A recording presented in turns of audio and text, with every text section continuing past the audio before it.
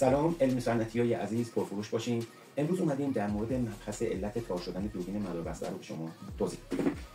دوستان، یکی از علت‌هایی که میتونه تصویر تار میبینه و دوربین تمیز تشخیص نمیده ممکنه که تو اسمبل باشه. زمانی که دارن دوربین رو از اسمبل میکنن، بچه‌های تولید خوب اسمبل نکرده باشن و دوربینتون کوف و کوس نشده باشه.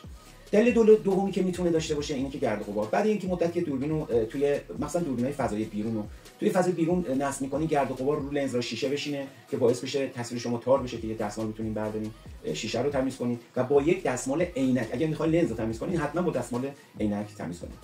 علت سومی که میتونه داشته باشه رطوبته. ببینید بچه‌ها، دوربینا رو وقتی تو شمال یا یه جا که رطوبت زیاد نصب می‌کنین، یه موقع که مه میشه یا رطوبت بالا میشه میره، این باعث میشه که روی تصویر یه مه کوچیک یا یه سری مثلا رطوبت بشینه که باعث بشه تصویر شما تار بشه. دوستان، پرفروش باشین، روز خوبی داشته باشین.